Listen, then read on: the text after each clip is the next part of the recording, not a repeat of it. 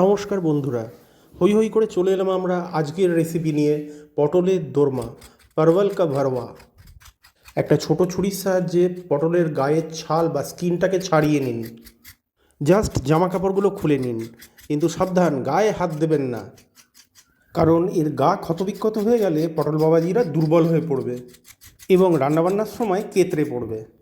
জামা কাপড় খোলা হয়ে গেছে, এবার ভালো করে ধুয়ে নিন। এবার প্রত্যেকটা পটলের মুন্ডুচ্ছেদ করুন, অর্থাৎ উপরের দিক থেকে 1-1.5 ইঞ্চি বাদ দিয়ে কেটে ফেলুন। এই হেড বা ক্যাপগুলো কিন্তু ফেলে দেবেন না, এগুলো খুবই কাজের জিনিস। একটা ছোট চামচ বা ছুরির সাহায্যে ভিতরের মাল মশলাগুলোকে সব বার করে আনুন, অর্থাৎ পটলের ভিতরের যে ফ্লেশ আর সিডগুলো আছে, বীজগুলো আছে, সেগুলোকে বার করে আনুন। বুঝতেই পাচ্ছেন, কাজটা হলো পটলের খোলটা শুধু পড়ে থাকবে, কিন্তু মনে রাখবেন পটলের ভিতরের বীজ এবং ফ্লেশগুলো কিন্তু ফেলে দেবেন না, এগুলোও কাজে লাগবে, কোনো কিছুই এর ফেলে দেবার নয়। এবার প্রতিটা পটলের ভিতরের অংশে, ভিতরের সারফেসে অল্প করে নুন মাখান, ঠিক এইভাবে। একদম একগাদা নুন দেওয়ার দরকার নেই, আঙুলের সাহায্যে এর ভিতরের পোর্শনে খালি নুনটা মাখিয়ে দিতে হবে।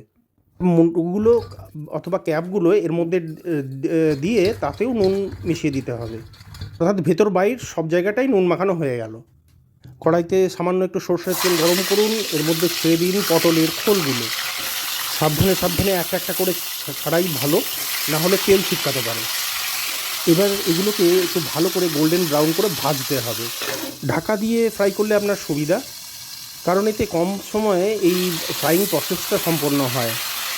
ঢাকা দিন, তারপর ঢাকা খুলে ফ্রাই করুন, আবার ঢাকা দিন, উল্টে পাল্টে ভেজে চারিদিকটা একটু হালকা সোনালি খয়েরি রঙটা নিয়ে চলে আসুন। ওভার ফ্রাইং দরকার নেই, হয়ে গেলে এগুলোকে তুলে ফেলুন। এবার ছেদ করা ওই মুন্ডু বা হেড ক্যাপগুলোকেও ভালো করে ফ্রাই করতে হবে আপনাকে। আবারও বলছি, ওভার ফ্রাইং করবেন না, এগুলো যেন একটু শক্ত শক্ত থাকে। এগুলোও ঢেকে ফ্রাই করা ভালো। ফ্রাইং হয়ে গেলে সব কটা হেড ক্যাপ তুলে ফেলুন। এবার দেখুন পটলের ভিতরের বীজ আর মাংসগুলো কী কাজে লাগে। গ্রাইন্ডার জারে এগুলো নিয়ে সামান্য একটু জল নিয়ে ঢাকনাটা ঢেকে করে দিন ছুমন্তর। একটা স্মুথ পেস্ট হয়ে গেল। এই পেস্টটাকে এবার সরিয়ে রাখুন, কাজে লাগবে। খানিকটা ছোলার ডাল 2 ঘন্টা জলে ভিজিয়ে রেখেছিলাম, ভালো করে জল ছেঁকে এগুলোকে গ্রাইন্ডার জারে নিয়ে নিলাম। সামান্য একটু জল অ্যাড করে দিলাম ছু মন্তর। আবার একটা পেস্ট তৈরি হয়ে গেল। এই পেস্টটা কিন্তু ফাইন পেস্ট নয়, হালকা মাখা মাখা কোর্স পেস্ট, যাকে বলে দরদরে পেস্ট। একটা নারকেল ফাটিয়ে ভিতরে ছোট ছোট স্ট্রিপগুলো কেটে রেখেছিলাম আমরা, তুলে এবার কুচি কুচি করে কেটে ফেলুন। কিছু কিশমিশ বা রেজিনও কুচিয়ে নিন। কিশমিশগুলো কিন্তু খুব অসভ্য, ছুরির গায়ে লেগে যায়। আর কয়েকটা কাঠবাদামও কেটে নিন। তেল গরম করুন পরবর্তী ধাপের জন্য। প্রথমে এই নারকেলগুলোকে ভালো করে গোল্ডেন ব্রাউন করে ভেজে নিন। ভালো করে ভাজা হয়ে গেলে এগুলোকে তুলে নিন এবং ওই পড়ে থাকা তেলেই ছেড়ে দিন কাঠবাদামগুলো। এগুলোকেও ভালো করে নেড়ে চেড়ে একটু ফ্রাই করে নিতে হবে। ফ্রাইং হয়ে গেলে এগুলোও তুলে নিন। এবার কড়াইতে ফ্রেশ সর্ষের তেল ঢালুন। এক গাদা তেলের দরকার নেই।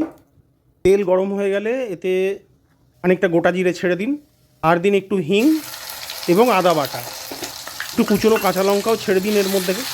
এবার একটু ভালো করে কষান।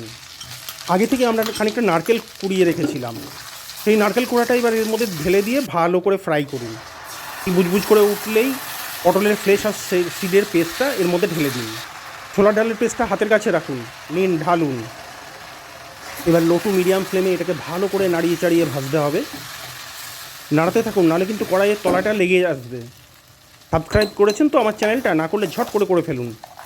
করতে করতেই একটা লাইকও দিয়ে দিন। পরিমাণ মতো নুন এবং চিনি মেশান। গল্প করলে হবে না, নাড়াতে থাকুন কিন্তু। এবার কুচনো কিশমিশ এবং কাঠবাদামগুলো এতে ছেড়ে দিন। পটলের দোরমা কিন্তু কোনো নতুন রেসিপি নয়, আমাদের ঠাকুমা দিদিমাদের ছোটোবেলা থেকেই এই রান্না চলে আসছে। একটু ঝকমারি রান্না বটে, তবে বড়ই সুস্বাদু। আর আজকের মাইক্রো ফ্যামিলিতে এই রেসিপি পাতে পাওয়া সত্যিই ভাগ্যের ব্যাপার। বেশ ভালো ভালো করে ভাজা হয়ে গেছে। এবার এটাকে একটা প্লেটে ছড়িয়ে নিন, ঠান্ডা হতে দিন। এটাই কিন্তু আপনার পুর বা ফিলিং। এই পুর বা ফিলিংটাকে কিন্তু আপনাকে পটলের খোলের মধ্যে এইভাবে ঢোকাতে হবে। খুব একটা কঠিন কাজ নয়, তবে একটু সাবধানে সাবধানে ঢোকাতে হবে, যাতে পটলের আউটার সারফেসটা কোনো ক্ষতি না হয়। খোলের মধ্যে শূন্যস্থান বা ফাঁকা জায়গা থাকা চলবে না। আঙুল দিয়ে বেশ ভালো করে ঠেসে এটাকে, পুরটাকে ফিল করে হেড ক্যাপটা লাগিয়ে একটা টুথপিক দিয়ে সিল করে ফেলুন। কি পারবেন তো? আরেকটায় না হয় দেখে নিন। পুরটাকে হাতের সাহায্যে লম্বা করে একটা শেপ দিয়ে ভিতরে দিয়ে দিলেন। এরপরে এর মধ্যে মশলাটাকে ভালো করে ঠেসে ঢুকিয়ে দিলেন। এরপরে হেড ক্যাপ বা মুন্ডুটাকে এর উপরে সযত্নে প্লেস করে তাতে একটা টুথপিক দিয়ে সিল করে দেবেন, ব্যাস হয়ে গেল। আর বাকিগুলো আমরা দেখালাম না, বুঝেই গেছেন কি করতে হবে এক্স্যাক্টলি। কিছুটা কাজু আর চারমগজ আমরা ভিজিয়ে রেখেছিলাম আধ ঘন্টা, সেগুলো এবার গ্রাইন্ডার জালে ঢেলে ছুমন্তর, ব্যাস পেস্ট, স্মুথ পেস্ট। একটা আলুর খোসা ছাড়িয়ে ভালো করে ধুয়ে ওয়েজ শেপ করে কেটে নিন। ওয়েজ শেপ বলতে কি বলতে চাইছি সেটা দেখলেই বুঝতে পেরে যাবেন আপনারা। এই মানে একটু অর্ধচন্দ্রাকৃতির মতন ব্যাপারটা দাঁড়াবে আর কি। এবার কড়াইতে তেল গরম করতে দিয়ে আলুগুলোকে ছেড়ে দিন, এগুলোকে এবার ভাজতে হবে। সামান্য একটু নুন মিশিয়ে এগুলোকে ভালো করে ফ্রাই করুন। ওই আবার নোটিফিকেশান এলো, সাবস্ক্রাইব করেছেন তো, লাইক দিয়েছেন তো, না দিলে করে দিন প্লিজ। জানেন তো আলু একটু জিদ্দি সবজি, তাই ঢাকা দিয়ে দিয়ে ফ্রাই করতে হবে, কে গোল্ডেন ব্রাউন বা বাদামি সোনালি হওয়া পর্যন্ত ভেজে তুলে ফেলুন। এবার ঝটপট একটা মশলা বানিয়ে ফেলুন। হলুদ গুঁড়ো, জিরে গুঁড়ো, ধনে গুঁড়ো আর কাশ্মীরি মির্চ গুঁড়ো এগুলো দিয়ে ভালো করে একটা পেস্ট বানিয়ে দিন। ভিতরে যেন কোনো লাম্প বা মণ্ড না থাকে, সুন্দর একটা মিশ্রণ তৈরি হবে। মিশ্রণ রেডি তো? কড়াইয়ে তেল গরম করতে বসিয়ে দিন। ফোড়ন দিন তেজপাতা আর শুকনো লঙ্কা, সঙ্গে এলাচ, লবঙ্গ, দারচিনি, একটু গোটা জিরেও ছেড়ে দিন। এবার লো টু মিডিয়াম আছে ভালো করে ভাজুন। ভালোভাবে ভাজা ভাজা হয়ে এলে গুঁড়ো মশলার মিশ্রণটা ছেড়ে দিন, এতে আবার কষান। কন্টিনিউয়াসলি খুন্তি চালিয়ে যেতে হবে কিন্তু। তেলটা মশলার উপরে চলে এসছে, এবার ছেড়ে দিন আদা বাটা। খানিকটা টক দই ভালো করে ফেটিয়ে এর মধ্যে ঢেলে দিন। আবার নাড়াতে থাকুন। যত ভালো করে নাড়াবেন ততই সুস্বাদু হবে। কাজু চারমগজের পেস্টটাও ঢেলে দিলেন। ভালো করে মিশ্রণটা নাড়াতে থাকুন। স্বাদ অনুযায়ী নুন এবং চিনি মেশান। বেশ খানিকক্ষণ নাড়িয়ে পেস্টের বাটি ধোয়া জলটা অল্প করে ঢালুন। অল্প অল্প জল দিয়ে ফ্রাই করতে হবে। ঘন ঘন নাড়ানোর মূল উদ্দেশ্যটা হলো মিশ্রণের ঘনত্বটা সব জায়গায় সমান হওয়া উচিত। এবার পরিমাণ মতন গরম জল এতে ঢেলে দিন।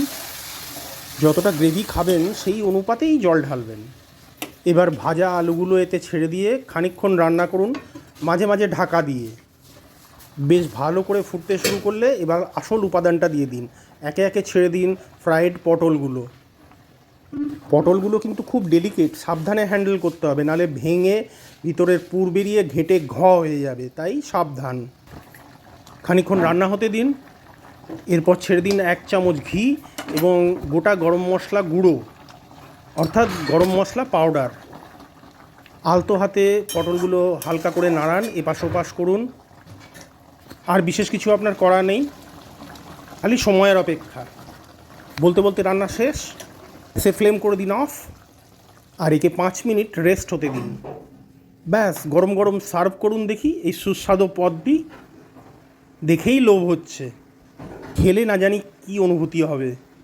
আমার কথাটি ফুরোলো, নোটে গাছটি মোড়লো। দয়া করে লাইক করবেন ভিডিওটাকে এবং সাবস্ক্রাইব করবেন আমার চ্যানেলটাকে। চিয়ার্স বন্ধুগণ।